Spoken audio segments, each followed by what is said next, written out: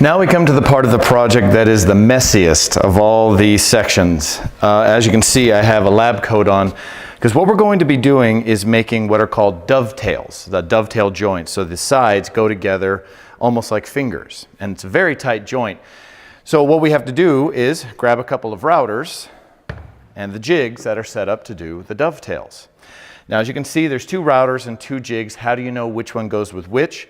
I wrote it on the front. For this jig, the one that has angled bar, an angled aluminum bar here, you need to use the straight bit, the bit that is straight. And as you can see, this one right here is the straight bit, and this one here is the dovetail bit. It actually flares out. And the other one is exactly the same. It says right here, use the dovetail bit so you know which is which. Now on your pieces, it does not matter which jig you use for these. I could use either one for the ends of one or the other. However, the only caveat, the thing you got to remember, is to use the same jig for both ends. Other than that, the joint won't change at all. So in our case, let's go ahead and do the big ones first. Step one, which side is your best side? Do you like the little knots? Do you not like the knots? Put a big X on the side you like. Now that means that will be on the outside, what you see when you immediately come to the safe. I like this side. That's my outside. This one, kind of the same thing. I've got a little knot here and a little crack there, and that's okay. So I like this side, and do the same on your other two as well. For these, it's less critical simply because I'm going to use the straight bit. Now I'll talk about that later, okay? That's my better side, and put an X. But these are the critical ones because we're going to be using, I want to use the dovetailing bit, the one that has the angle. Now again, that's up to you. Take the side you want to do first. There's my X. I have it in the vise facing towards me. And like I said before, in this case I want to use the angled one, and that is use the straight bit. Great. We're going to put that on. Now, as you can see right here, I've got a line here and another one there. Be as careful as very close as you can to get your board within the two lines. If you're off a lot, then the joints don't match up right and your boards aren't the same depth out. So put that on there, and we're going to clamp here and here. Just these two little spring clamps are fine. I've got a lot of spring clamps. Just grab any two and that's fine. I usually don't like them this way because then they're sticking out at me. So I put them back, and I am triple checking that I am within those lines. The closer you get now, the better they'll look later. Nice and tight. And this on nice and tight. Also remember that this must be nice and tight down on your wood. I have seen it with it where it's tilted, you get everything done and nothing fits. So make sure that that's in, that's tight, and we're ready to route. And again, I need to use the straight bit. Now here's the router. The bit is sticking out of the router just a little bit right here. That bearing is going to ride inside each one of these, and it'll cut out everything, straight. The thing that you need to be the most careful of is put it down, have it hanging out. Do not have it in against your wood when you turn it on. It's going to dig into your wood and it'll just move out of the way. So put it on the edge, turn it on, and then start digging in. Now, of course, I need to start on this one and then work my way across. But when you're done, do not lift.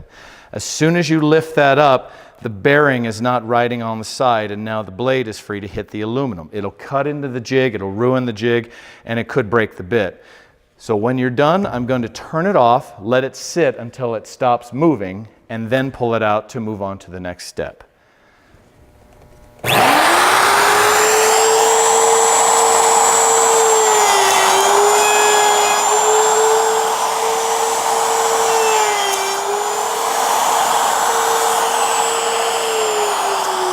Now we stand here and let it come to a complete stop before I pull it off. Very nice. We slide it straight out. I never lift it up, even with it turned off. Now as you can see, it makes quite a mess. So I recommend wearing one of these. Now, We take these off, undo it, flip it over. Be careful not to flip it around. So that X needs to stay out towards me. Flip it over, and you're going to do exactly the same thing again.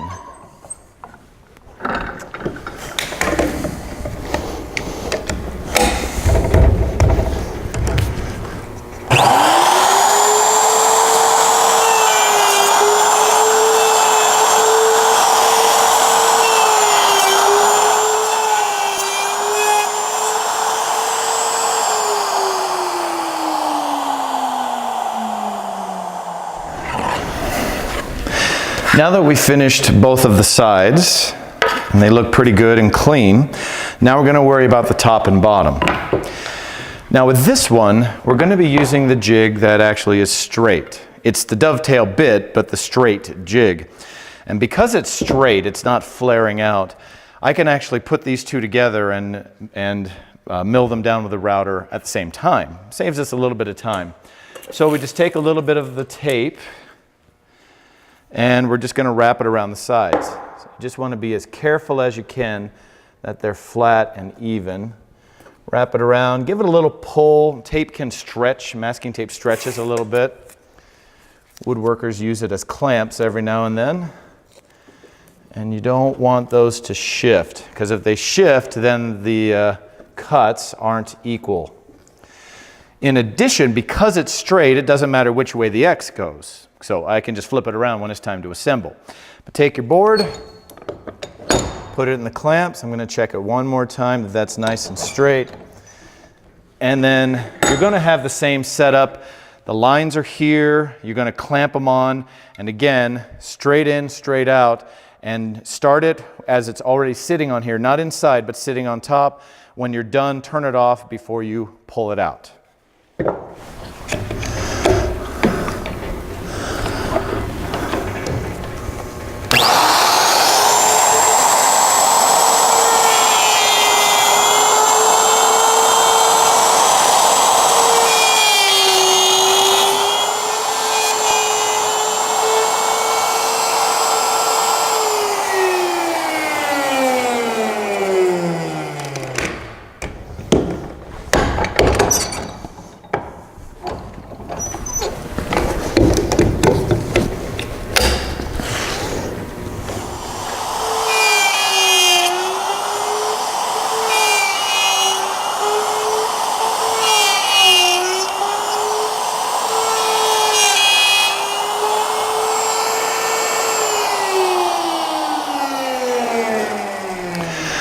Now that all the messy part is done and messes on the floor, now we're going to take our pieces and dry fit them. And I cannot stress enough the importance of this step to make sure everything fits before we stick glue on everything. So here are my pieces. There's the X that I know I want to see. Now that matters most on these pieces with the dovetail, the angled part. On these, however, it'll work either way, but I know that's my good side because there's the X. So I'm going to put the X down. This X faces out.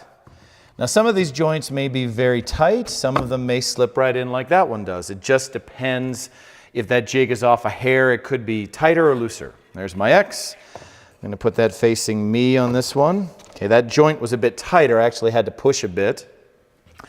And then my X on top, I want that facing up. Get a little start on that one and line that up. Now these two are quite tight. So we tap them down.